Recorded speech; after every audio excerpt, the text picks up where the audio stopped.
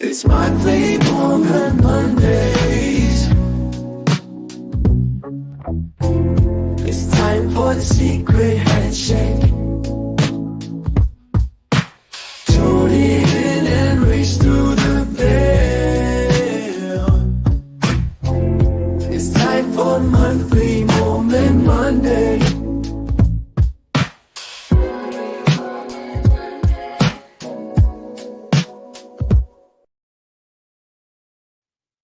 Happy monthly Mormon Monday, even though it's Tuesday, belated Christmas and New Year's and all of that. I'm Paranoid American. I worked at Disney for 10 years. I've been a Mason for like 20 years. So run away now. If that doesn't already, I was in the military, top secret clearance. Oh, yes. There on it is. MTV and VH1. I'm horrible. I'm the worst person ever. But Oh, you're going to hear boy. all kinds of cool hot takes today. And when we got Heidi, a defect from the Mormon church, right? She can't even stick in a cult long enough until it pans out. How you doing? No more cults for me. Heidi Love, Unfiltered Rise podcast. I'm doing good. You know, all the things. Apparently, we missed all the things, all the holidays. So happy all of them. All of them. It's all pagan stuff, anyways. So whatever. I mean, yeah. And you know, you probably wrote about it in your CIA doc for me. Who knows? And speaking of cults, I was asking you if you'd ever heard of the Yellow Deli. I can't. How does this not come up before between me and you? I've tried to bring this up to everyone. It's if I were to join a cult, since Heaven's Gate is out already, and they did like the whole neutering thing that I'm not. I would have left, I think, when that started. Home neutering.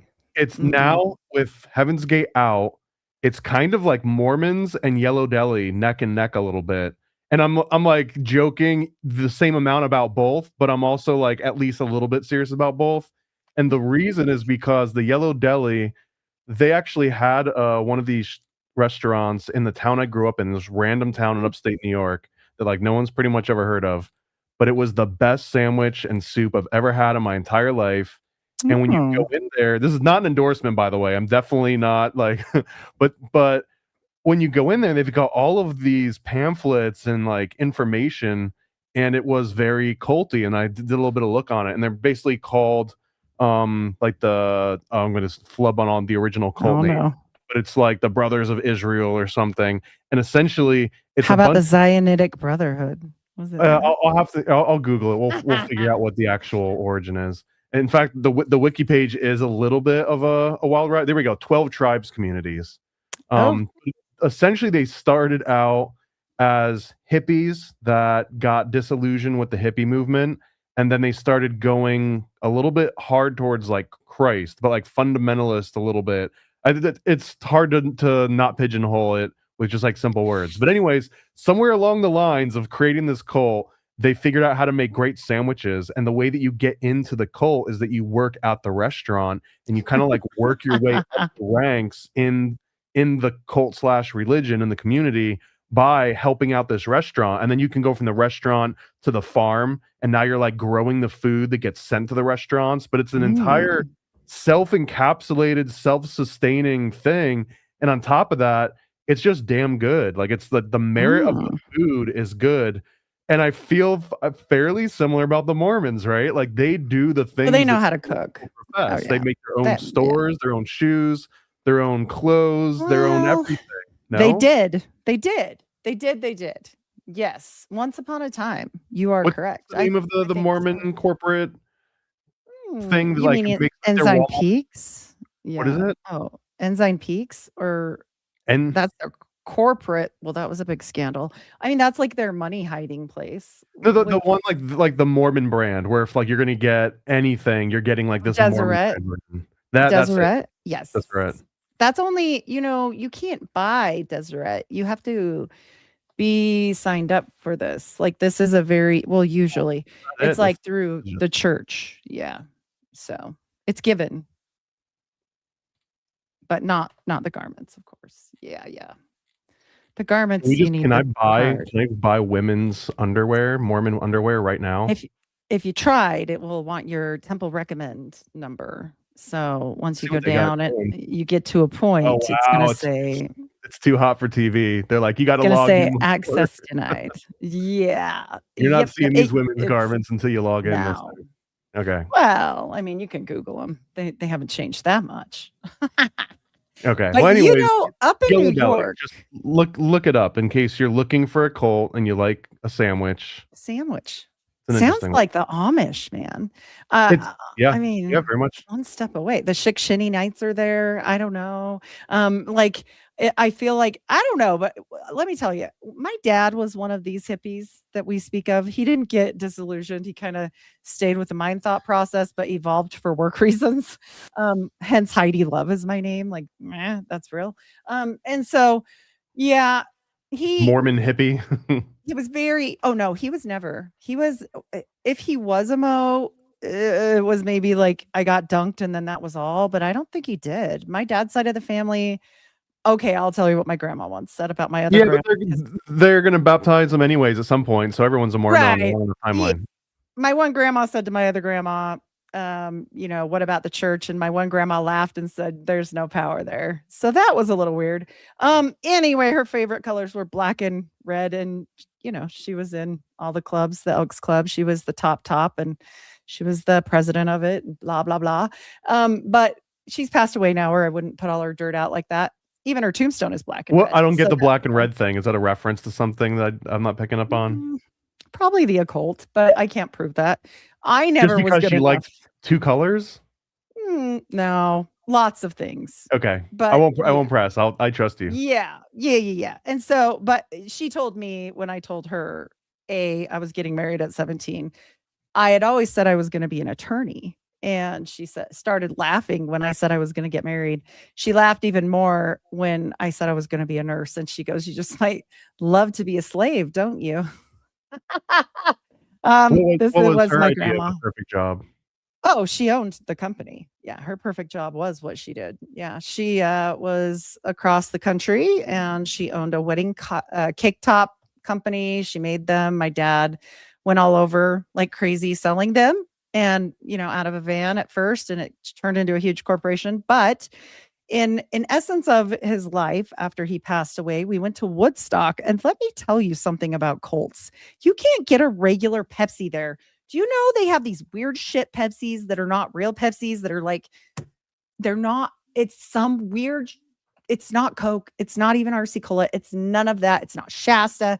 It's some hippie, good for you Pepsi. And I'm like, lady, I don't care if it's a Coke and I don't care if it's a Pepsi, but I definitely need a soda. It needs to be brand name. Yeah. I do not do any other afflictions. I need one of those, please. Thank you. And we had to go buy it at the store. There's no soda at these places. It was very strange. Yeah. So there's Colty. I don't know. It was weird. Maybe they know you're sandwich people. That was the point. They might be, funding them. I think the same thing with like Cracker Barrel for a while. They had like these weird and they're assumed weird. There's probably a cult at the center of every good corporation. So there's probably a Cracker Barrel cult. There's definitely a Wendy's cult, right? If you start doing all Guess of who was in a cult? different Masonic fast food KFC. restaurants, KFC right? It was KFC and it was Wendy's. And in fact, Dave Thomas, I believe, helped the Colonel shape his brand into KFC. And then Dave Thomas was like, well, damn, I mean, that worked. So let me try this on my own. Guess who actually helped KFC shaped their chicken recipe, and the original KFC is here in Utah because that was Mormon. And this guy that helped him with his Colonel's recipe, the first Kentucky Fried Chicken is here that they made into an institution. Salt Lake City? Yes. Yep. And guess what? Joseph Smith's original birthplace back there is now a KFC, and there's ties, some weird ties with Tesla. You're not even going to believe me. So I 100% believe that Colonel was a Mormon. I'm telling you. There's no way that that's a coincidence. And also, he wasn't, but I don't know I don't know if you remember old school Wendy's, like 90s Wendy's. Yes, of course. Like the taco bar Wendy's, chili bar Wendy's, right? Okay. Yep. I think objectively, at this point, it is an objective truth that 90s Wendy's was superior to 2020s Wendy's. Like right now, 2020s Wendy's is if you look, they've been I don't go anymore.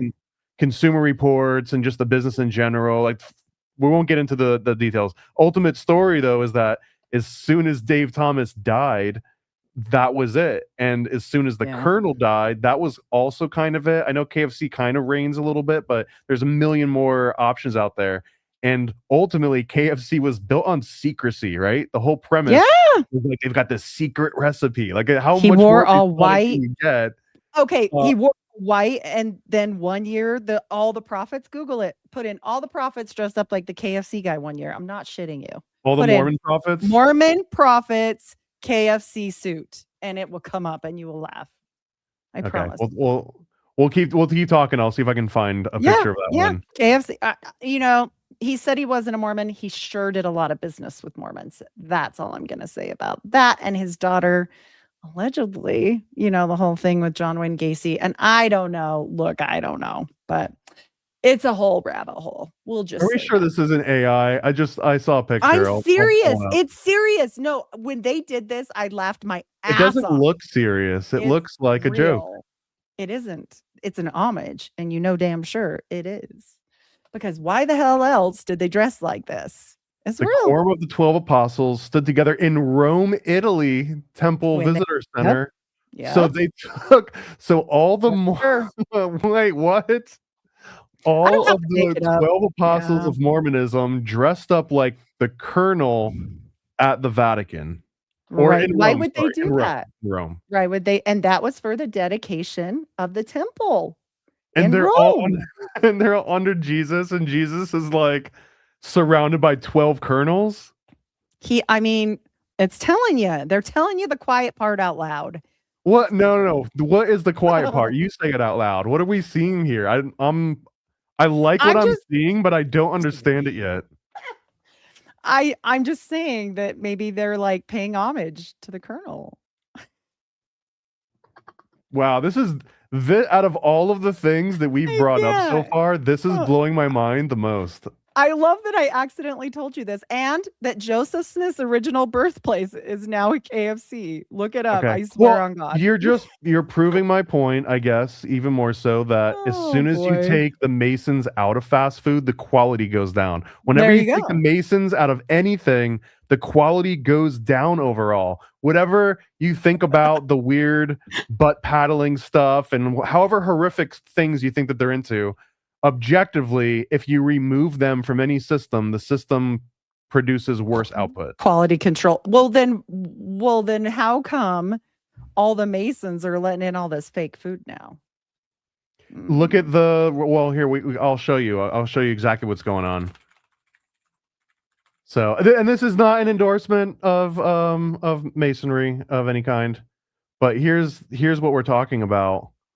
This is a graph of membership of Masons in the US, and this cuts out at 2020, right?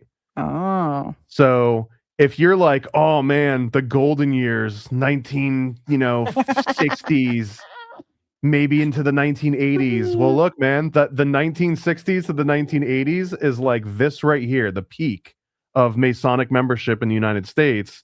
And if you feel like we've been in a free fall decline, that's exactly what you're seeing happen over the last 3 decades. There you go, guys. You heard it here first. We want to go back to KFC. I don't know. If we go back to classic Wendy's with chili bar, would you accept more Masons in the United States? I don't know. The Masons look, my problem isn't with the Masons at all. My problem is with the lying. Remember, I don't care about them. It's fine. They can do whatever they do. I just think it's unfair that the Mormons didn't tell us we were Masons, because then I would have reevaluated certain things before I realized what I was doing. And then I probably wouldn't have made oaths that I made, because it wouldn't have made sense to my brain. I think you should know, don't you? It's serious. It's pretty serious. Yeah. I think it almost doesn't count if you don't know. Yeah, it's kind of unfair. I wore those symbols on my chest for years and never knew what they were, dude. Yeah, but is someone going to sit you down at 7 years old and be like, okay, well, there's these things called Masons, and here's the concept of Masonry and fraternity. No. So we take a temple prep class right before you go through. That's when they should talk to you about this. Like, do you What know age is this? right before you go through? So whatever, it has to be 18 or over because you only go to the temple once you're going to be a missionary or get married. I mean, I guess if you got married at 15 or something and your parents signed, I guess technically you could be going through at that age. I mean, it would be frowned upon, but whatever, right? Like you either have to be getting married or going on a mission. So those two things only. But at this point, you're going to make these oaths and they're serious. And I feel they're serious. And I feel like I should have known at least some background of something before I wore the symbols on my nipples for like 20 years. In college, whatever. Yeah, Everyone does you know. weird stuff in college. No, I mean, I just, it blew me away when I started learning about all this. And I'm like, what? Why did I not know this? What is happening here? We But weren't you learned this supposed from to. outside sources, right? Not inside. Later. Yeah, no, never. I never knew until after they were off my body and I became an ex-Mo. Because it's anti-Mormon. People always say, well, didn't you read books or stuff? Listen, you didn't do that. It's anti-Mormon propaganda.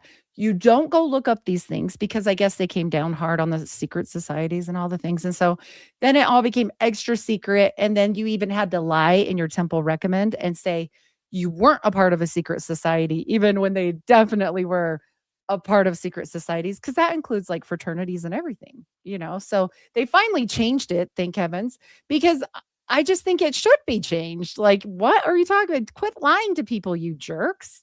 Like, that's my whole I thing. agree with that. Yeah, I don't Yeah. think that you should be able to secretly make someone a Mason and then they don't even know it until they Oh, defect and then that's find out from other bad. people that they're Mason. And then you're like, wait, what? I'm a Mason? And then you find out Yeah. after the fact. Yeah, It, exactly. Yeah. but It's see, not fair. I'm against it for different reasons than you. I'm against it Ugh. because you get more. I think you would get more value out of it if you intentionally seek it out, not because it's inherently bad. And you're kind of ruining it. You're kind of like forcing someone to do something that's valuable. But Against their honestly, will. Yeah. isn't this every single kid that gets raised in any religious household just goes through the exact Oh, same thing and we call it different names? I mean, dude, it's your underwear. Like it's down to everything. Like you take I secret oaths and I think right before your feet go in that building to do the things you're going to do, you should ultimately be aware of what you're going to do, even if it changes later, because, you know, we know Masons like to hoodwink and change things up after the fact, right? They might tell you one thing or whatever, but you still kind of know you're there to be a Mason, for heaven's sakes. You do know that, like, you know that you're pledging to do that. They might lie. I don't know. I'm not, well, I was, but not on purpose, a Mason. So I didn't know anything. So, look, you should know that you're pledging to the whatever degree and that they might do some things to you and you can say okay about that. Like that's all right. I don't, if you're over 18, go bury yourself in a coffin if you want. I don't care. Like, Okay. come I on. mean, but I feel like a similar point could be made because, like, growing up Catholic, and once you get First Communion, you're going up there and you're eating the wafer and you're drinking the wine or whatever, regardless of how much you understand it. And then I don't think there was a single person in my First Communion class, and I think I was like, I don't know, 8, somewhere between 8 and 12. But I don't think anyone there really understood like what the Trinity meant and what the transubstantiation ritual meant and Definitely all of the not. different papal decree. Like no one really understands the occultism of the Catholic Church when you're 12 years old. So True. at the same time, I don't know if it was like you're lying to me. It was more like I don't think my 12-year-old brain ever could have fully comprehended the concept of No, Trinity. no, definitely not. And that's why kids really should be left out of it. Like, honestly, until your brain can figure some stuff out, are you really going to be held liable for the things you're doing there? Like, I think it's Yeah, good, for but if you don't example. start early, it's like who's got time for all that? You know what I Yeah. mean? Like you You gotta go to catechism, right? Don't you? the I way that mean, I think I even heard some of the preachers in my Sunday school, but they were like, you got to get them while the skull's still soft. You know what I mean? Like well, at before they fight you least on it. At least if you've got it in there and you're gonna go to the next level, because you do level up at that point, at least let some people in on some knowledge. Like, come on. I mean, like I said, brotherhoods aside, like, I mean, sometimes it's annoying because they don't always play fair, but like, other than that, I mean, I'm like, whatever, just quit lying to people. Like, innocent old grandmas that are like, I don't know what a Mason is. Like, come on. You know what? Maybe I'm just overly positive about it, but I feel like the silver lining is like, instead of going, oh man, you lied to me, I didn't know I was a Mason. It's like, oh man, like extra bonus. Now I'm also a Mason. I didn't even have to do any extra work. I'm just automatically, and it's kind of true, right? Like you just found like a free degree somewhere in like the closet. I mean, through your husband, unless you're a missionary. I guess I don't know how it works for the Mormon missionary girls, but as for us women that get through on marriage, it's just riding on your husband's coattails. So, I don't know. I don't know. That's why they want the girls to get the high body counts early on before they get no, they locked down. definitely do not. No, I mean the body count, the conversion body counts. Oh, yeah, that. I mean, I was gonna say that's next to murder, don't you know? So over Christmas, did a whole bunch of traveling. I nearly like he came to Utah and he didn't come see me, you guys. Not yet. Well, no, that was way earlier. I'm talking about just over Christmas break. That was in October, teasing. I think. I'm teasing. I nearly broke my arm. I was in a sling. I didn't wear it on the last episode because I can't let my enemies know when I'm weak. But I'm better now. While I was on that, I was basically just like confined to not doing a lot of things. So I went and got these 2 Mormon comic books, huge ones. And I thought they were really interesting. They're both banned for different reasons in different communities. Okay. So this one is a pro-Mormon comic. It was basically it was created by this guy, Michael Allred, and he's a professional comic book artist. He's worked on all sorts of huge name projects that you're probably familiar with, DC and stuff. But he decided to leave the professional mainstream comic book industry, and he wanted to focus on illustrating the golden plates, essentially, and beyond. So he got about 6 issues in, and then was like, okay, Mormons are not buying this comic in high enough numbers to sustain me. So anti-Mormon propaganda right there. So yeah, I mean, honestly, there is, in the comic book community, which I guess I'm part of because I've been publishing comic books for almost 2 decades now. But yeah, there is an anti-religious sentiment. I don't even, unless certain religions are accepted, but there's like mainstream, any kind of Christian religions are sort of looked down upon. In fact, before I go on a complete rant, here's an example of one of my comics. If you're not familiar, Are You Under Illuminati Mind Control, that I did with Donut. You can go to illuminaticomic.com. But this is based on a format called a chick track. And the chick track are these little 3x5 pamphlets. And they were originally kind of like fundamentalist Christianity stuff. Ours is about, Bavarian Illuminati. But the original format was prolific. And in fact, this is a comic book. There's like, by every definition, it's a comic book, even regardless of the size. But because the original chick tracks were so hardcore Christian, the comic book community as a whole never accepted them as comic books. And if they did, he would be winning all these awards for longest running comic series, most comic pages created across the board. But because it's a religious category, it's like, yeah, he gets an asterisk. He's kind of like Barry Bonds in the Baseball Hall of Fame, right? It's like, yeah, we don't really give this guy credit because he did a nasty thing in addition to working on comics. So that I feel that the same thing kind of extended a little bit to Michael Allred here. It's like, yeah, great. He's a good comic book artist, real prolific, everything, but he's a Mormon. Is he still alive? I hope so. I'd like to get him on the show, so don't insult him or anything. No, I'm just curious, like if this is still. We know how you are. You're going to start yelling at him just because he's a Mormon. Oh, I don't yell. I just did a show with a Mormon. I don't know what you're talking about.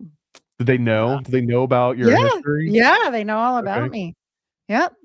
We just have I mean, he's a little bit different, like Isabel, a little bit, he still believes, but not all the things, because some of the things, went wayward. And he very much points that out. So that's who I was telling you about. Yeah. So I'll scroll through some of these pages just so we can see. I'll see if I don't know if I can figure out how to make it big.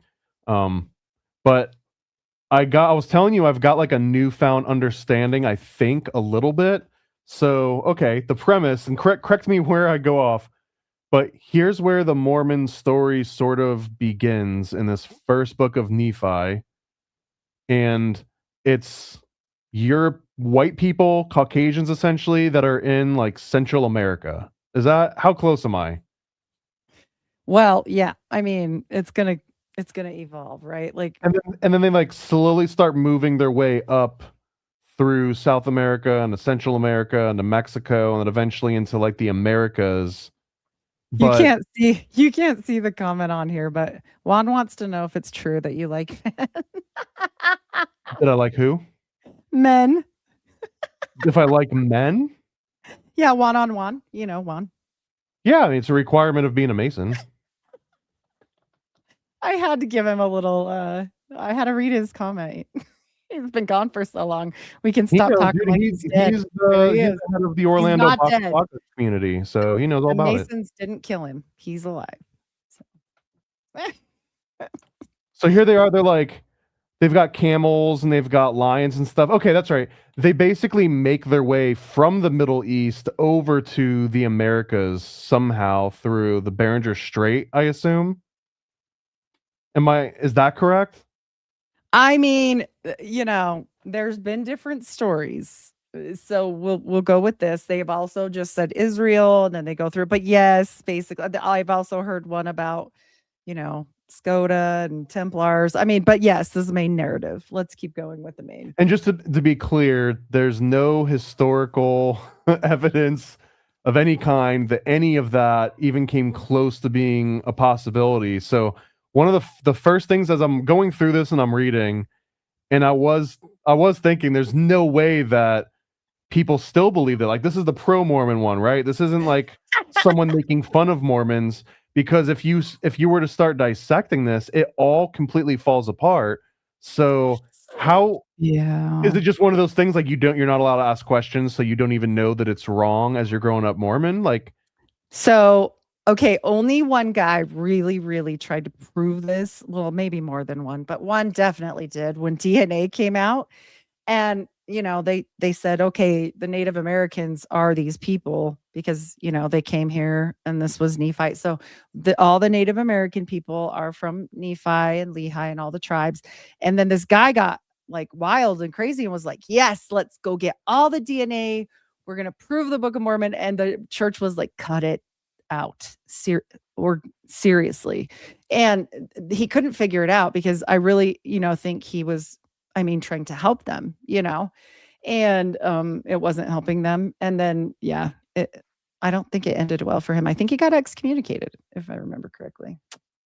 Can't do that. So don't try and prove Mormon history. It is you'll end up pissing somebody off, essentially, even if you're doing it for all the pro-Mormon reasons. He was a true blue. Yeah, he was true Mormon. You can't do that. Yep, exactly. But they've always got a reason why this may or may not fit. And, you know, I mean, I don't know.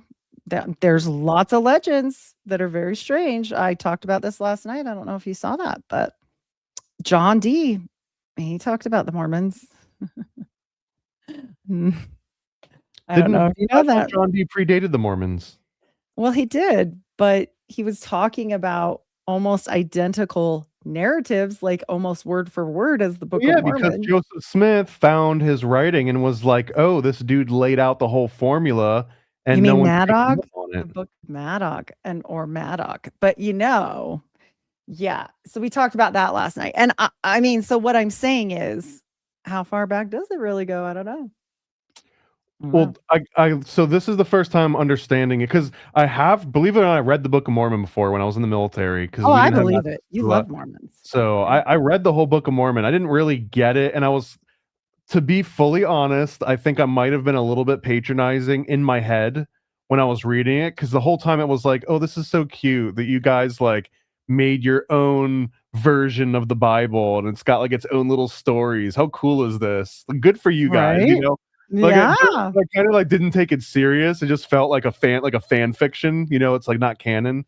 But now as I read through this whole thing, I get that the book of, and correct me if I'm wrong again, the Book of Mormon It's really this long ass story that's been passed down by all these different dudes from one to the other. I don't want to say like I'm going to make up a number like over Oral like 8 to oral 15 tradition. Yeah. generations or something. And the last guy that they told it to, his name was Mormon, and then he's the one that wrote down all the stories of his ancestors. And here we have Book of Yep. Mormon. And That's what they say. there's so many places in here too, as I'm reading through this, where he takes the effort to say, like my predecessor before me kept immaculate records. I'm just gonna summarize it. I don't have all the time in the world, so I'm just gonna kind of like give you a quick cliff notes about like what he wrote down. But trust me, he was super Trust me. thorough. He had all the receipts. He's got all these dates. We're just gonna summarize all that, and then that's what the Book of Mormon is him stringing together a whole bunch of like just trust me bro, just trust me bro. Oh, and then I had this Right. other uncle that did this crazy stuff. You had to be there to see it anyways. And then it just like puts 20 generations or 10 to 20 generations of all that compacted, and then there you goes the Book of Mormon. Well, basically what we were always told is just like the Bible is a history of those people back in the day in that land, Mormonism is a history of the people here in this land. That's what they would say and how they came to be here. So. And that there were prophecies in ancient times where they knew that Joseph Smith was going to come to life and talk to these Native Americans or whatever they called them, the neophytes, right? Not quite, but yeah, Nephites. But yes, they probably were neophytes as well. I always intentionally like to mix those up just because it's like secret mystery school stuff. Right. Yes. Well, I mean, think about it. If they're continuing on their secret mystery schools, what better way to continue that than to send a guy on a mission at 18 or 19 and say he was on a mission and really he's in some secret mystery school. So here's a part that was never in my Catholic Bible that I really like about Mormonism. And this is very Crowley, right? This is freaking Aleister Crowley, that like we are all stardust. And this premise that after you die, you go and you get to become your own planet / solar system / whatever you want to call that. And I like the way that they present it. Get your own planet. And you keep procreating babies and you get eternal sex, but not women so much. We just get to be eternally pregnant and have babies forever. Just you and the bros. bros. Guys get a planet. Guys get a planet. Yeah. I'm glad you made it through the Book of Mormon. You know what Mark Twain said about the Book of Mormon, don't you? No? What did Mark Twain say? I don't even, if you believe Mark Twain even existed, by the way. Chloroform in print. Chloroform in print. I've read it a lot. I happen to agree. Yeah, again, when I was reading it, it missed. This is much more fun. Yeah. This is so much better. This is the only one that. But you know what? It definitely helped that I had read the boring version first, and then I had this one on top, and that we've talked about so much of this stuff because names and dates would pop up, and I'm like, oh, now I get what this meant or like what this reference was. Although. Yes. I don't think we really get into like the actual Book of Mormon stuff as much. Oh, it's mostly about Joseph Smith, and it's about all of the early prophets mostly and the people. Yeah.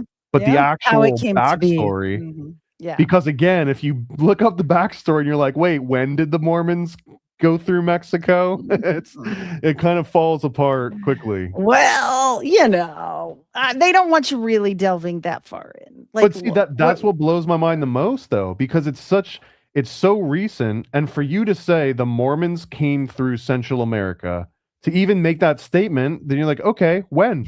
Where's the proof? Where's the research? And there really is none. And the more that you look into it, it's more just like, oh no, don't look into that. Like you're what are you doing? Yeah. You're turning this into something that it shouldn't be. Like, I don't know. It's a pretty specific claim to say that they came from. So anyway, why are you ruining everything? You're so negative. Ugh. Something like that. Or they'll do the whole, like, okay, the Hill Cumorah is a good example, right? The Hill Cumorah still exists. They talk about a great battle on the Hill Cumorah in these scriptures, and they say that it was worse than any war ever fought, and all these people died. And so people are like, dig it up. dig it up. Just like Jesus, there's remnants, dig that shit up. And then the church is like, well, we would, but here's the thing. We planted all these trees and, trees matter. So we can't be digging up hills just willy-nilly. I mean, come on. Let's get realistic. So, what my favorite one was that I ever heard about the Book of Mormon, that it was really just basically a secret recipe Masonic book for cocaine. I'm not lying. I've never heard that one. I don't know. Alchemy. How so? No, there's a whole, it's like a conspiracy. I'll have to bring that one time. Okay. Definitely not a Mormon conspiracy. Yeah. Grand Theft Mormon, next episode. Grand Theft Mormon. Yeah, exactly. I can tell too when I was looking through this. But it makes you wonder one thing before we move on. Yeah. The first thing they did out here in Utah is create a sugar company. So that's kind of interesting, but neither here nor there. They didn't have to hide it. They didn't have to hide cocaine back in the 1700s. Well, I don't know. They didn't have to do that until I think the late 1800s. I don't think anyone even cared. Here's your special bag of sugar, brother. As long as you don't heat it up, you're fine. You're good to go. Just don't heat it up. Wait until I eat some cocaine. Yes, it is. I don't know why I'm not seeing all the same comments. I would be putting them up here. I don't see any. It's so funny. What? Feel You're so not left seeing out. them. Uh-oh. Why? Okay. I don't know why. I'll keep telling you the good ones. So as I was reading through this comic though, I noticed that as a comic creator, all of a sudden there's a whole bunch of splash pages one after the other, which is not very typical unless it's like a special splash page only edition. But usually you only get one splash page, one or two in an issue of like 20 pages. So this struck to me as he knew he was running out of steam and budget and wasn't going to be able to do the next 6 issues. So he's like, let me just take the most iconic images and parts that I really wanted to convey. And I think that's what ended up happening, because then here we go at the very end, and then bam, it's the end of it. And it ends with like, I am Mormon and here's my story or whatever. Hear me rise. Okay. So it was interesting. I recommend anyone that wants to know the first half of the Golden Plate, so the actual story that Joseph Smith said that was on it. It's way better. Probably the easiest to follow I've ever come across. So there's way better. Yeah. The best endorsement that I can possibly give. It's incomplete. You get to the end and you're like, wait, and then what? Like, when did Joseph Smith come in? And it's like, well, there's another 3,000 years go by. This is you can't with these comments. They're so good, you guys. So that one was a pro-Mormon. This one, I would think, I wouldn't say anti-Mormon, but definitely critical of Joseph Smith. Like warts and all sort of story. So I don't know if it's me, like if there's something wrong with me or like my Masonic roots or something, that if they're trying to make him look bad, I'm just like, I don't see it. He seems like he still seems like an okay guy. Seems like he was onto something. I don't know. I don't get the villainous part, but they don't shy away. This was a library book too, which is kind of cool. But I guess no one was checking it out. They should have. This is pretty. No one was checking it out. Oh, that's sad. And this one's pretty awesome because it actually just covers Joseph Smith as a child and him growing up and like all the people that he interacts with, and it's very like matter of fact and again like warts and all. So oh boy, the magic, the sheep. They make him seem like he was a bit of a dick to people. They definitely lean hard into the polygamy Mormons, thing, and there's a little bit of like a wink with it. I wonder if I can. Here we go. Trying to get more of the page in. This one's got really good artwork too, but this one gets kind of into like the politics, and I'll flub on all the different names, but I'm just going to summarize some of it the same way that the Book of Mormon would, where it's like, just trust me, all the details are in here, and then let me give you a summary of it. But it covers the whole stealing the seer stone and just kind of implying that they were making stuff up to make money because they were struggling to put ends together. So they would just kind of like lead people on, the entire family, dad, the brother, everyone would just lead people on and doing all of this like treasure hunting stuff. And then there is an implication that Joseph Smith kind of like brainstorms this like really cool idea, and then it turns into something, and he's just kind of like they make it seem like, when a little kid comes up with like maybe not a lie, but they just make up this fantasy reality thing and they just start describing it to you. And I guess if you're an encouraging parent, you're just like, yeah, tell me more about it. Yeah. You're not like, Well, then what "You stop happens? that lying right now." Oh boy. But he did that, and then he just continued to do that until he was dead, essentially. That's my impression from this one. But then also it gets into how he would befriend people and they would be really down for his cause. They're like, this guy's a prophet. 100%. We think he's legit. They'd follow him all over the place, and then they'd get to know him. And then they would kind of be like, wait a minute, this guy is kind of just like a dreamer. We're not really sure and it's complex, right? So even the people that end up following him and becoming overly critical and then criticizing him after the fact, they still seem to not deny that he was a prophet and that he did have these visions. Yeah, he was a charismatic, right? We know that he was extremely charismatic, and he comes from a very important family. And this whole dig it in the dirt baloney, like, I mean, okay, I guess. Like, this family is a very important family. And I mean, they're hobnobbing with people that know George Washington, for heaven's sakes. Like, let's come on now. But yeah, their narrative just cracks me up. His family goes on to start like founders of half of America, like Pontiac, Michigan, and Mactown, and Illinois, and all these things. Like, I just think it's funny that they always say, and he was this poor farmer, and he's totally related to Bill Gates. Like, let's get real. Okay, 7 people on the Mayflower related to him. That's probably not in the book. But actually, it was in this one, in the where the guy Pro fell Mormon Golden overboard. Plates one. They do mention that that originally, well, it was part of the prophecy that this prophet will come in the shape of this Joseph Smith, not by name, but they kind of like illustrate him. But they show before that, here's the Mayflower, so kind of implying that the family was on the Mayflower just because that was needed to bring about the prophet. Well, it was definitely needed because, I mean, yeah, the whole first families thing is very interesting. When we get into first families, it gets very interesting. Yeah.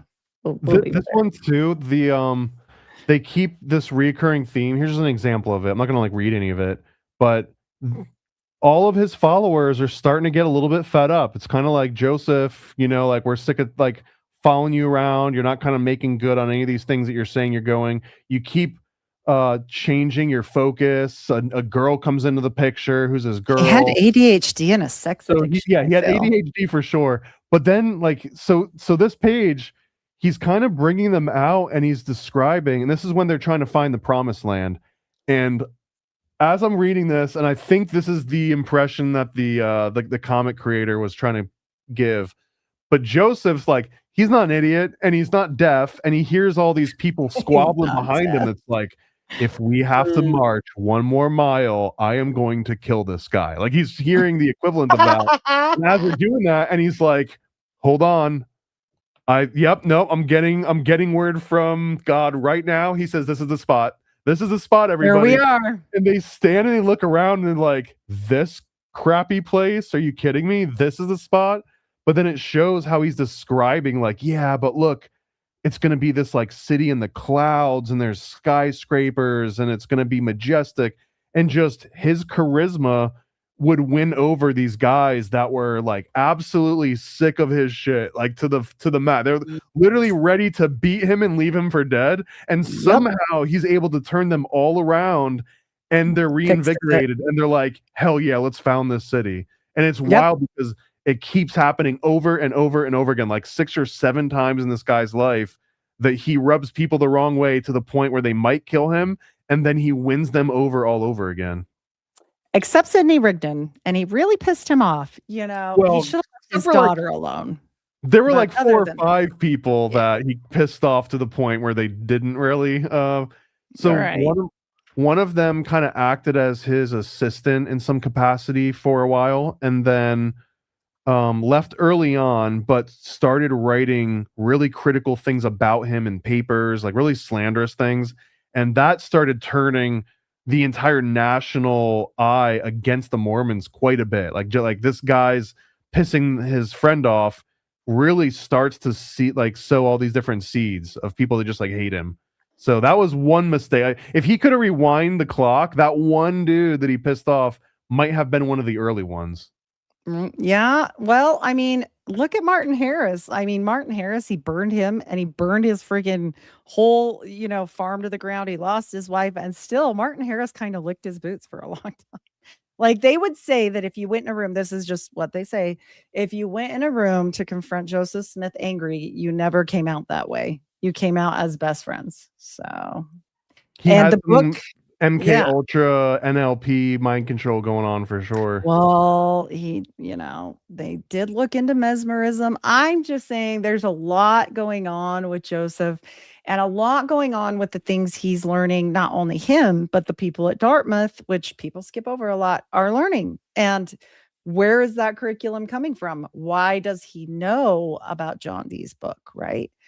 Well, might want to look at the little, completion of Dartmouth and his like cousin of his grandpa, and that's Professor Johnny Smith, the first one of Dartmouth. So like all this stuff, even the people that say he was a fraud, right? The Solomon Spaulding, I'm sure you've heard of this by now, have you? Go on. Okay, so Solomon Spaulding, apparently they found this whole thing up in Canada when they were up there, and they said he just got that book from Solomon Spaulding. I'm like, no, Solomon Spaulding went to Dartmouth with the same professor learning the same things. It was probably his stupid class notes. And honestly, he was already getting that from his brother. His brother was a teacher, and his brother was teaching him for all those years while they were there learning underneath Professor Johnny, who is his cousin. So it's not like he wasn't getting books. They say, oh, he never owned that book, blah, blah, blah. Yes, he didn't own them. But Professor Johnny was the school book guy. He was the rare books collector, all this stuff. He had tons of access to things. So, yeah, I just think it's silly. I mean, but if you're learning the same thing, and what they were learning was, all this stuff that Professor Johnny Smith is teaching them, not only was Solomon Spaulding there, the Macks were there, which is his mom's side. So his uncles and his uncle's son was there, who go on to find, Pontiac, Michigan, and all these other things. But all these people are there that he knows, like his whole damn family's there, plus Solomon Spaulding. So if they're learning all this stuff and they're going to like church things time and time again through the day, church things, we don't know what kind of church that was, right? Like, I mean, it's obviously related to Rosicrucianism with what I've read. So does it make sense to me that somebody else talked to an angel? Well, it does if they're teaching John Dee. Hell yeah, it does. I don't think like everybody else. I think they taught him alchemy. I think it was a mystery school. I think it was an early mystery school, and they all learned the same stuff, and somebody wrote it down. So big deal, and then Joseph Smith did too. So cards on the table. I believe similar to you, but I think that John Dee's secret was that he realized what the richest and the most powerful people on the planet were willing to pay money for, and it was secret knowledge. And if you could just go to the queen and be like, hey queen, I know you've got the money and resources to do anything, buy anything, go anywhere, so what do I have to offer? Secret knowledge that you can't find anywhere else. Like, it's kind of the ultimate pitch. And Rare commodity. I think that Joseph Smith was probably smart enough to be like, damn, this guy said that he talked to angels and was able to get the protection of the freaking queen. Like, maybe if I just tell people that I speak to angels, like, I can do cool things. And I think that to me, I think that's more realistic when they actually talked to an angel. It's like they both figured out. Angel. What's that? I mean, I don't think it was a real angel. It's no weirder than Crowley talking to AWAS. I mean, I think they were all making it up. But anyways, this is about me. You're no fun. I am fun. I think it's more interesting to pick that stuff apart. So okay, this particular book, this Joseph Smith and the Mormons, super long. It's like 480 pages. It is literally like one of the longest comics that I've ever read, and it's, as you can see, it's not like super wordy, so you can get through pretty quick. This is particularly about the tarring and the feathering of Joseph Smith and Sidney Rigdon after they got Rough. themselves in a little bit of trouble. I can't remember the Dukes of Hazzard. These boys gotten themselves in quite a tussy. So what happened, and the rest of this book, like half of it is leading up to this point, and then the last half is leading up to Joseph Smith getting imprisoned. And I think the last, spoiler alert, in case you don't know how it ends, you might want to close your eyes. But yeah, he here he is falling / getting pushed / getting shot out of the window. It's kind of all of the above. Yeah. so here, yeah. So here's an example of he's like running towards the window maybe, and then he gets shot as he runs toward the window. So then he's both getting pushed out by the bullets and because he was falling, and then he falls out the window, and then there he is. Dun, So dun, dun. I wouldn't consider this a pro-Mormon comic because I think they would have cut it early. They would have like, he flew out the window and we never saw him again. But and ta-da! Yeah. so okay, so I did take some boring notes, and I just wanted to talk about them and see how close some of this stuff was with you. Do it.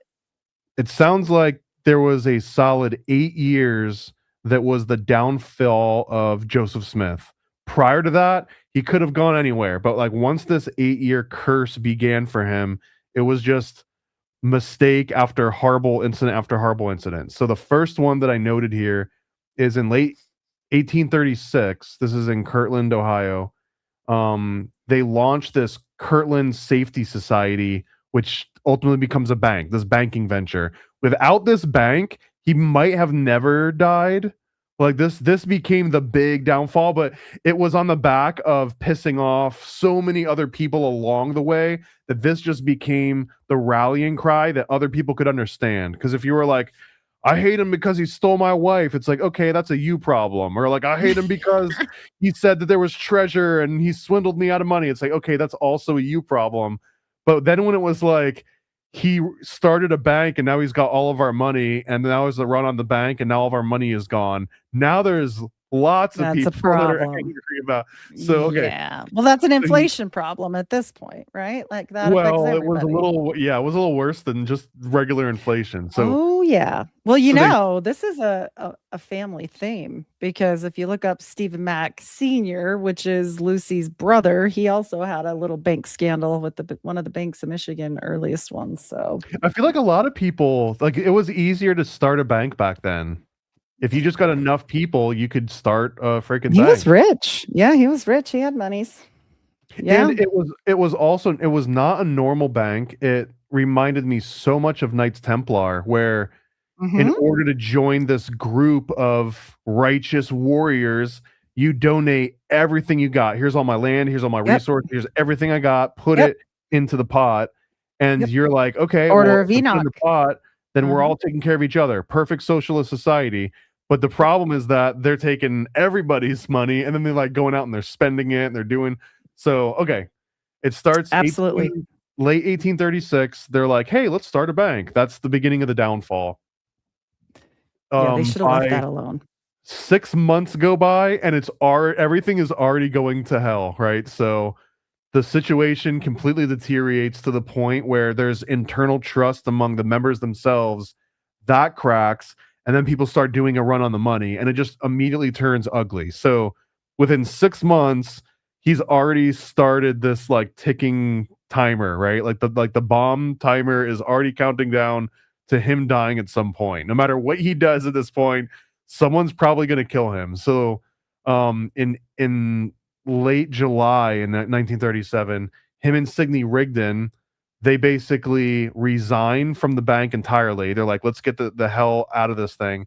And this guy, Warren Parrish, gets appointed as the new leadership role. And Warren Parrish ends up being a huge catalyst in Joseph Smith's downfall too, right? I'm sure you've brought him up before and I probably just forgot.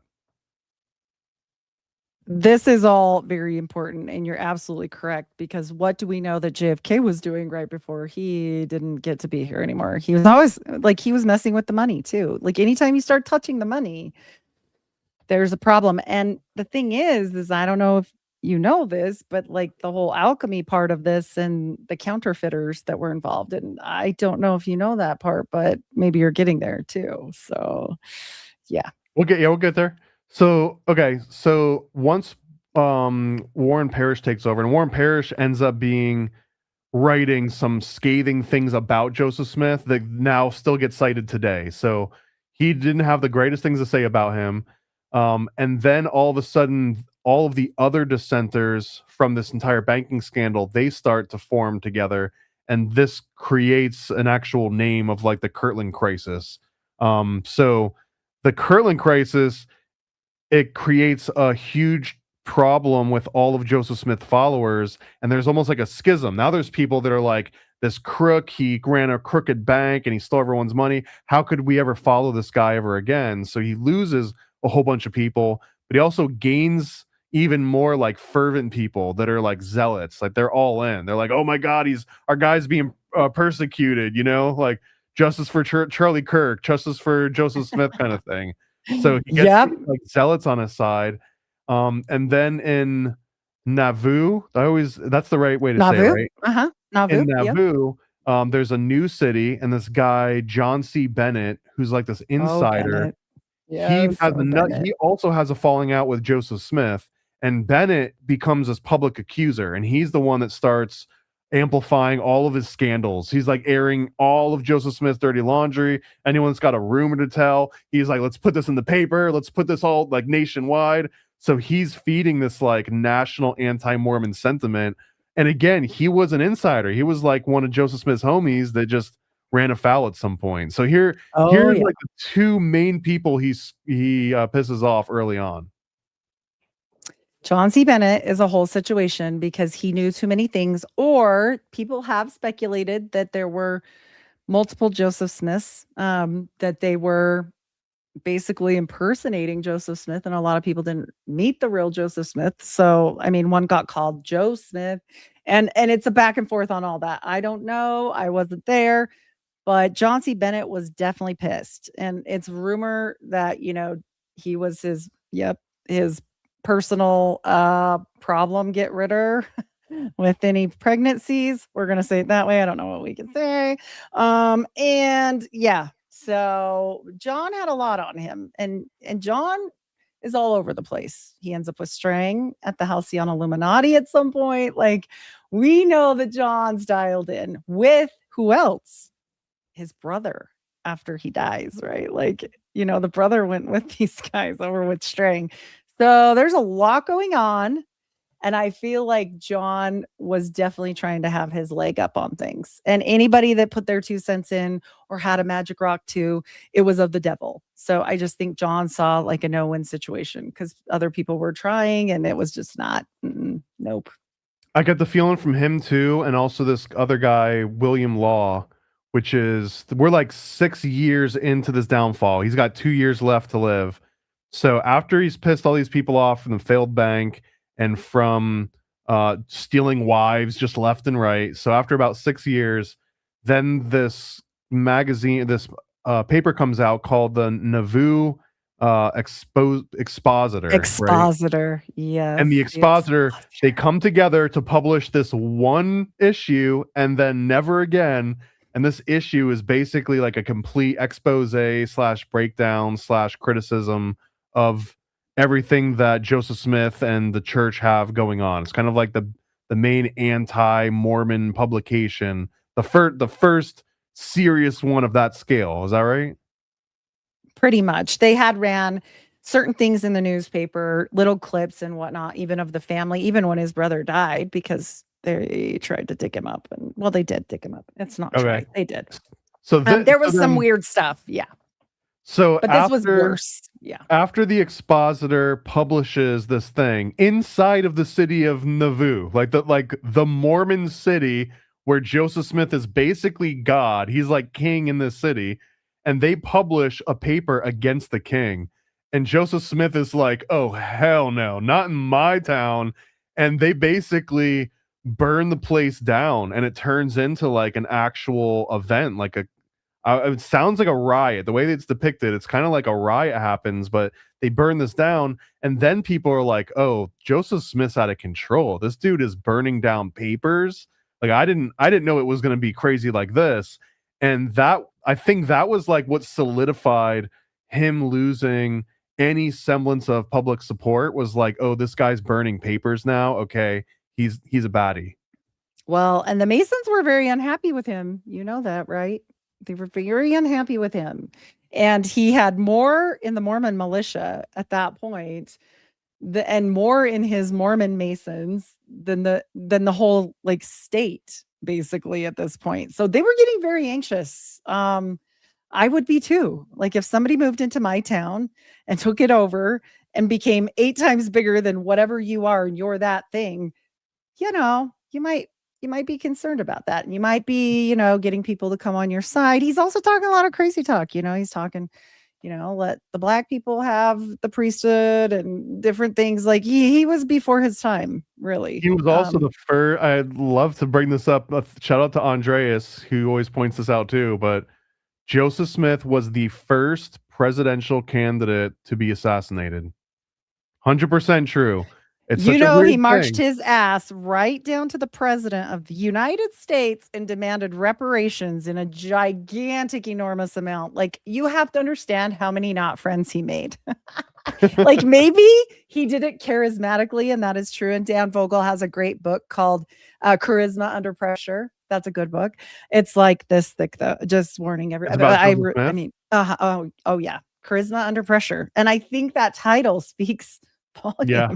I'm just saying, Dan Vogel's a great historian. He is. Some people say he's church leaning, but regardless, they say he is, but he's an ex. I don't know. Whatever. Do with that what you will. But it's a great book. So when you're looking at this stuff, and we know, the Confederacy and the Lees and all this stuff that's going to continue on, and where Brigham aligns, it wasn't good. I think his own people, like A2 Brute, yeah, pretty sure.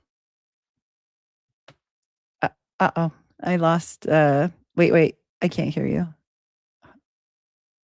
Try now. You removed the screen and then, uh-oh. Oh, that's right. I forgot my audio is coming through the book. It's not coming through me. Okay. Don't take the book. There you go. He's channeling. He's channeling.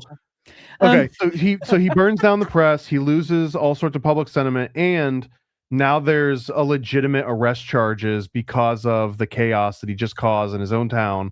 So they bring him to the town over Carthage. He should have known it was over as soon as he heard that he's going to Carthage. He goes to the town over. They put him in jail, and they're talking to the captors, and they know that there's a huge mob of people forming outside the jail. And Joseph Smith and his brother are basically, or is it his brother or is it his friend? Yeah, brother. Nope. It's Joseph Smith and his brother, and they're like, "Guy, you know that this mob is going to tear us apart. Look, like let's all go back to town tomorrow together, all as a unit. We'll sort all this stuff out. We'll figure it out." And the jailer's like, "You know what? Okay, you're right. Like, I'll come back early in the morning. We'll wake you up early. We'll escort you out there safely. We'll get it all sorted out in court, and we'll have you on your way." So they're like, "Okay, great." So the next day comes, and they wake up, and someone's like, "Oh yeah, the sheriff, like he's already gone. He's already in the next town. They're already talking about you. And they left you here. There's no cops in town now." So now the riot, the mob outside is like, "Hey guys, did you know the cops are not in town?" And it made it seem like the sheriff kind of put on a show about like, "All right, guys, I'll be back in 2 days. I won't be back for 2 days. Anything that happens, I won't be here to stop it. All right, see you guys." Like, what are you gonna do? I got an emergency. As soon as he does that, he leaves town, and then they basically run into the courthouse, and they shoot Joseph Smith. Joseph Smith falls / jumps out a window, and he dies. But he had a gun. He shot back. Somebody smuggled him a gun. But it was like him versus an entire town of people. But it's still way better. Still way better that somebody tried. Even if he jumped out the window and somehow did like a Jackie Chan somersault and survived, he still has like 180 people that still want to murder him that he has to deal with, and he's And far I'm away pretty from sure home. And Brigham is in charge of this mob. Like, in my opinion, I'm pretty sure that was the narrative. So. well, and it makes it abundantly clear, at least in this particular book, which again it is both critical of but yet sympathetic to Joseph Smith. So it's like he's a real human being and he had human flaws, and but it presented it as though this was 100% a setup. He was condemned 100%. to death the second that he got arrested and brought to Carthage. He was never going to make it out of that town alive. No, because it was set. Well, and it wasn't just that. You have to understand the sentiment between everything that was going on at the time, right? And he was very much on the outskirts of reality. Like, really, like, he was not seeing, I think, what was right in front of him. Like, hey, maybe you should shut up now. Like, he just never understood that. Like, and I think he knew how to reel it back and like, oops, sorry, like, sorry, Sidney Rigdon, I won't take your daughter or whatever. But you piss enough people off and they remember, and then you don't have the support you once had, right? Like, you just have this weird situation where you're still the king, but they hate you then. And so, like, that's going on. And with Brigham, he's right there to pick up the pieces. Sidney Rigdon had had enough of it. And honestly, I think he'd had enough in general. Like, he'd been sick a bunch, so I think it was sad also what happened to Sidney Rigdon. I don't think that any of that should have happened. Despite what I think about Mormonism, what happened to Joseph Smith wasn't right. Like, that's just not good. It's not the way, because here's the thing. All of the things that Joseph said they should do, everything that they tried to implement dissolved almost immediately upon Brigham Young coming to Utah, because they're running away and they don't want anything to do with the government, but let us help you build a railroad on the backs of everybody for free. Like, come on. Like, how are we not seeing this? And then the whole black thing. And then, there was problems all the way up. I mean, it was just bad. It was bad. Yeah. This is probably a horrible analogy, but it almost felt like Joseph Smith was like this progressive, like Obama, Yep. Kamala, like, here we go. And then as soon as he dies, it was like Trump came in the form of, like, it was so bad. Then we've got Brigham Young. Analogy, but it was almost like, like the complete other party that saw the entire world in a completely different way took over control and was like, okay, now we're steering the ship this way. Well, and Brigham Young turns it around with the whole, like, okay, if you have a black person in bed with your wife, run a knife through both of them and save yourself a trouble. Like, oh, wow, okay. Or if your neighbor needs killing, kill them. Like, we definitely, I think people are so engrossed at that point when he died. And you have to understand, like, they've lost their money. They're following this guy. He's a little charismatic, but he's kind of not taking care of business. And now everything's this hot mess express and we have nowhere to go and everyone hates us. So, like, do you want Sidney Rigdon, who's this lawyer, thin, gaunt guy that's had malaria off and on for 2 years? He doesn't look great. Or do you want this guy who seems like he could whoop some ass, And I think that's why they were like, he seems like, yeah, we should follow him because maybe we'll make it somewhere. Right. And like, they did. Yeah, they did. And so, whatever happened with Brigham after the fact, I mean, he died one of the richest people at his time. That speaks volumes to me. Money speaks all the way around this situation. And, there's a lot of ties that the Smith family had that people don't realize that are extremely important back in that day and age, and even to this day and age. And so, when we talk about things seeming very like the banks, you said, oh, this seems very Templar-esque. Well, there's a reason.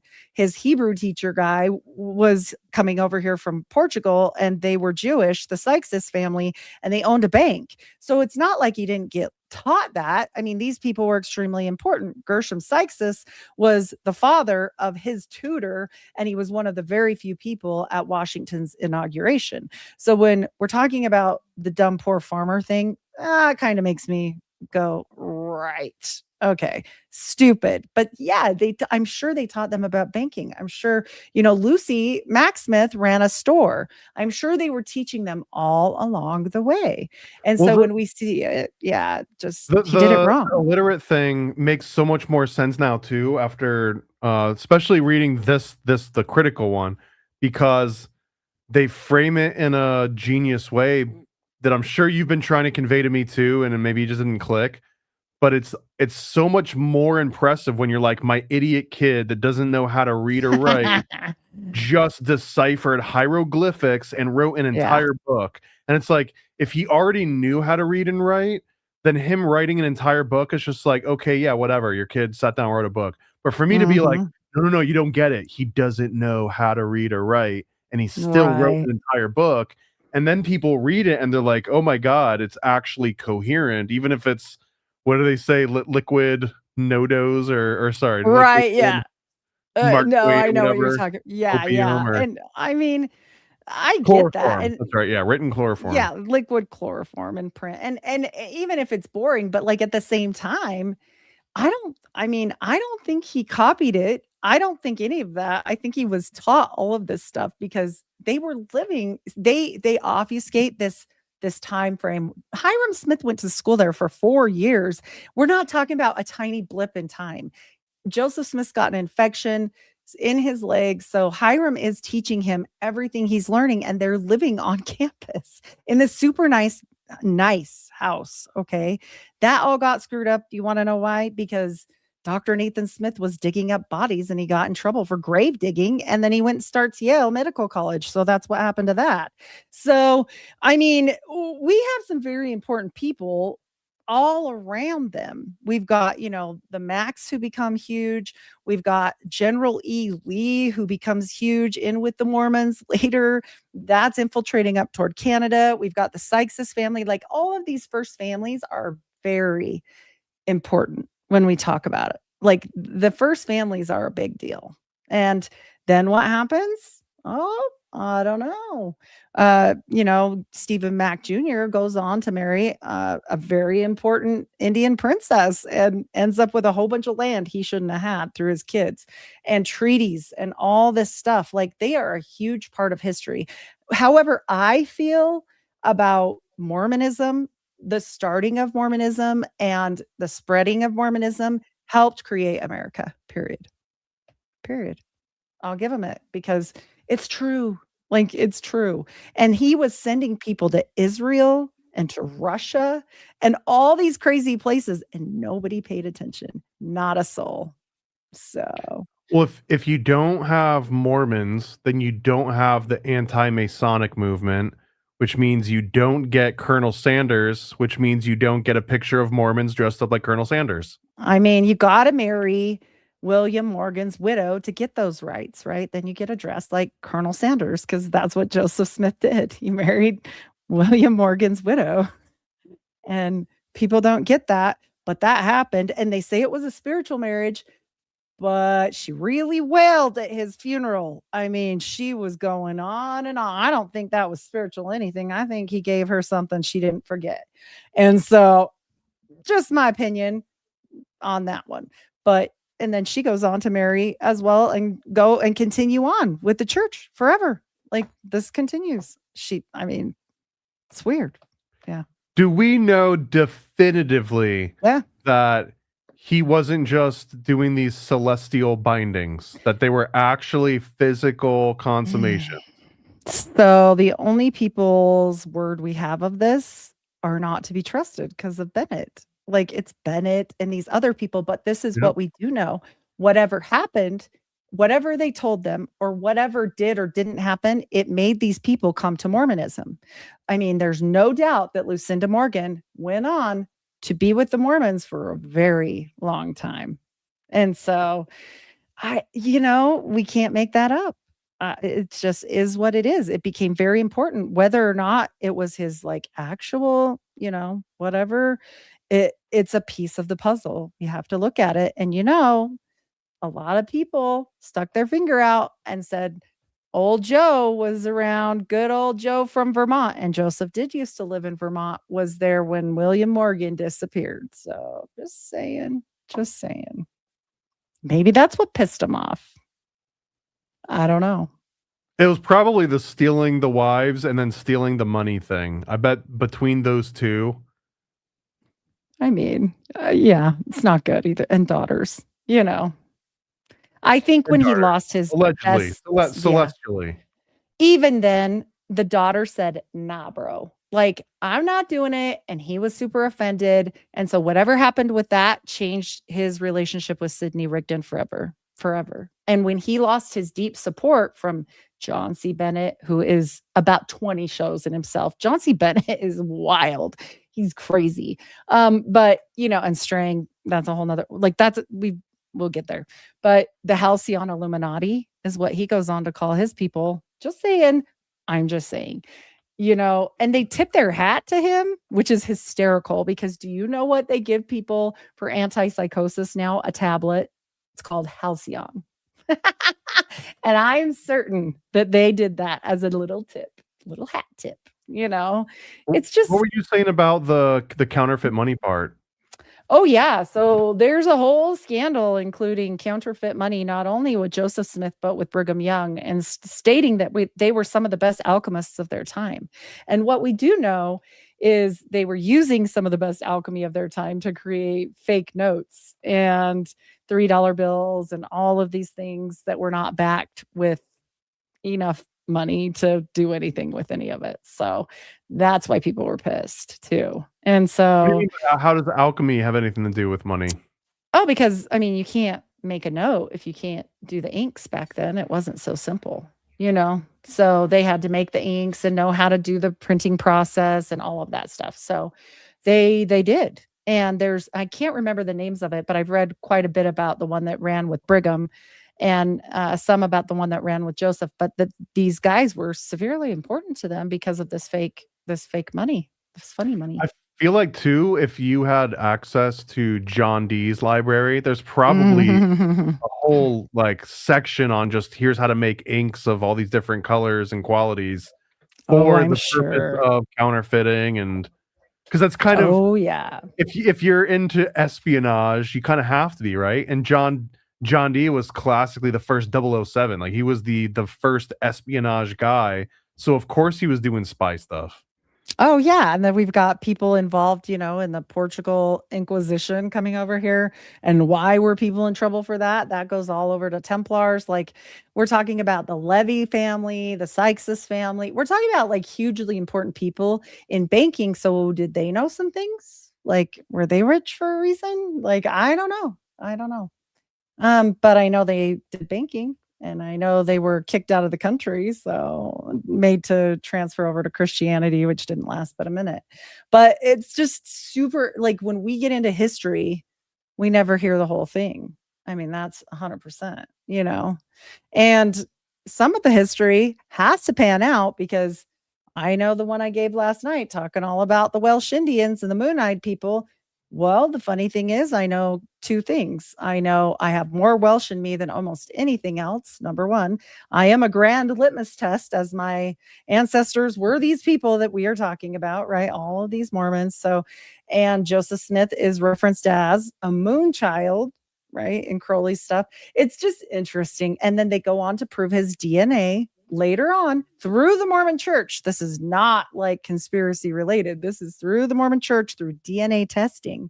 And they make him related directly back to the Nile of the Nine. And it's a rare paternal haplogroup. And they talk all about it. I can't remember the guy's name right now, but Ego something. I can't remember his name. But he did testing on all of the posterity of Joseph Smith to get this line and to prove it out.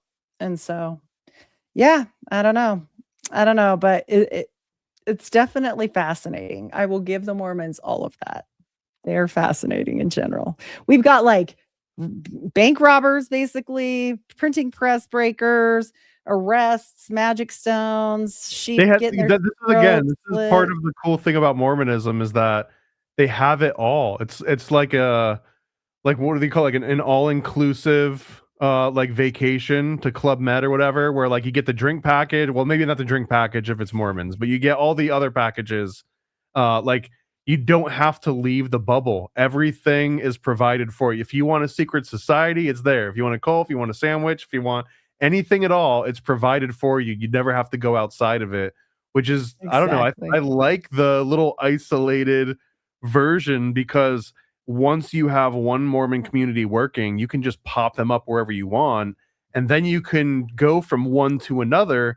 And it's somewhat of a seamless transition compared to you going from a Mormon community to a non-Mormon community. That is less of a seamless transition, which again is very Masonic. This is how and they started gathering it. Right. They started gathering more people under Brigham because we already have this great, like, wild stuff, right? And people marrying into Native Americans. They're serving missions to the Native Americans. They're gathering the people. They're marrying the people. They're interbreeding. Then they're moving westward under Brigham. And what's Brigham doing? He's bringing people from Germany. He brought Peter Till's great uncle here. I mean, that's fun. He was the first BYU principal, Carl Mazer. So they brought him, and I have the book. This is not from the internet. None of that. 1927 publication from BYU. That is real. I have it. Period. So that really happened. He's bringing all these people that are important and that are related to the Stuart dynasty, that are related to all of these very interesting families. And what are they doing? Well, I think he probably read a lot of Francis Bacon, in my opinion. Here's another show idea: 13 bloodlines of the Mormon Illuminati. There you go. There you go. Well, the last time somebody did that, they ended up supposedly robbing a bank, and now nobody will talk to him. But Fritz Springmeier, I mean, seriously, he's all over that. But we need to do the Mormon version. No, I get it. He did we would need 313. Yeah. Because they had so many kids. Oh boy. But no, for sure it would be fun because it's just interesting to see, everything that happened. Like the Romneys, they send him to Mexico. Go establish a place there.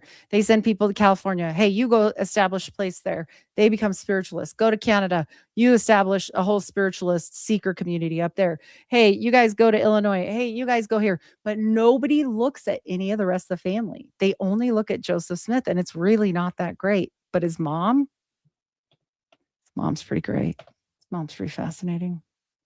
Well, and plus all the different wives he had, and all of the different branches that's where you come from, right? At a certain point, I'm sure you the wives back there. Huntington. I'm from the Huntington family, and she was one of the first.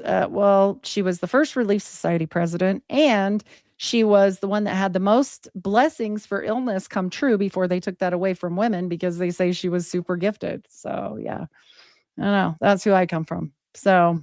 And you were willing to give it all up. I mean, just because they didn't tell you about the secret underpants before you found out for yourself. There was nothing magical in it anymore. Let's be honest. They kept that for the top 1%. It's just like Masonry. They're just having dinner. So every time we've talked, at last like 3 or 4 shows, you either had just come off of a major show or you're about to go on a major. Like which one are you at now? Are you like gonna be on a huge plot? Are you going on like Oprah next week or what? Oprah? No, there's no Oprah anymore. Oprah ran away to Hawaii, didn't she? Somewhere? I don't know. She's hiding under her blue roof. The Mormons own Hawaii, but we can talk about Mormon royalty in Hawaii. And there has to be an Oprah Mormon crossover, right? Because they're both there's in Hawaii. A Hawaii one for sure. They marry into the royal family of Hawaii, and I'm not kidding. If you're a Mormon in Hawaii, aren't you? What do they call it? Howleys? Aren't you a Howley? Oh, I don't know, but I know this. I think Joseph Smith's biggest thing is, I think he was damn good looking, and all these guys started marrying into all these famous, tribes and people. I think they were pretty smart that way. They must have had some suave. I don't know. This might be the most pro-Mormon episode you've ever done. You've seen. Nothing but great things to say about Mormons this episode. Well, I don't have to be one anymore, but they definitely infiltrated all of the royalty. That is for certain. Somebody just said that, and that is for sure. And so the thing about it is I think it was a great gathering, and I think it was done underneath Rosicrucianism and secret spies and all the things, which is even more fun. Just because I don't claim the whole Mormon faith anymore doesn't mean I don't have that history, right? That's never going to go away from me. That's like my family. So you can't choose that. And so, but yeah, I did just come off Kristen Bidding from the Iconic Network. I just was on there. So if you guys want to go see a Mormon bloodline show about genealogy and all this fun stuff that we're talking about a little bit there, it is over there for you at Iconic. So kisses from the baby. And I'll just plug my Are You Under Illuminati Mind Control pamphlet again.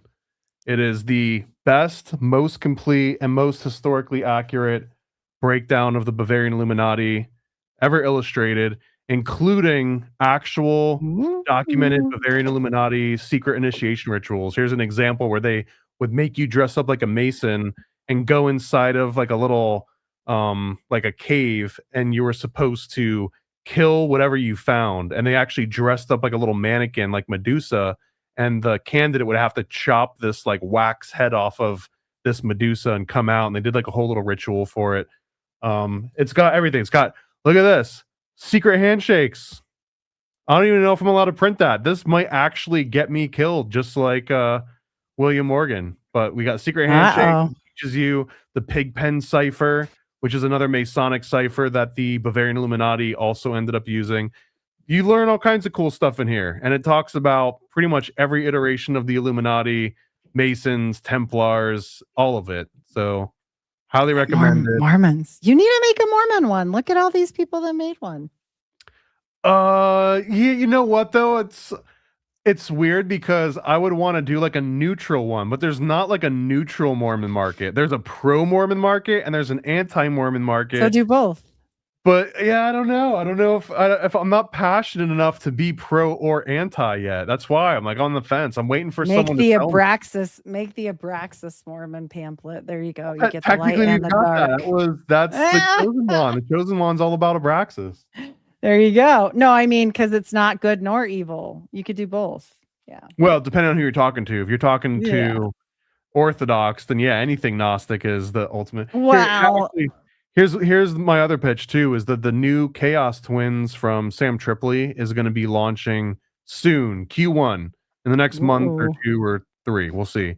But if you go to chaostwins.com, you can sign up to be notified when issue 2 launches. This is one of the special covers from issue 1. I don't know if you can see it good. This is familiar to you, but this is the cover to an old video game called Rampage, an old arcade game where it was like Bigfoot and Godzilla, and they would like knock down buildings. Anyways. No, I wasn't. I would go to the arcade, but I only played one game. Well, 2. I like to race the cars. I like to play pinball. And this is the cool little packages you'll get stuff in. So everyone knows you're a weirdo. The mailman will be like, "Oh, this is one of those houses. They're on a list now." Oh my gosh. If you weren't on a list before, you will be. So there you go. Okay. Any parting words of wisdom? Oh, definitely tune in to Unfiltered Rise podcast, everywhere podcasts are served. You're going to want to check me out on X. I post quite a little bit on there now.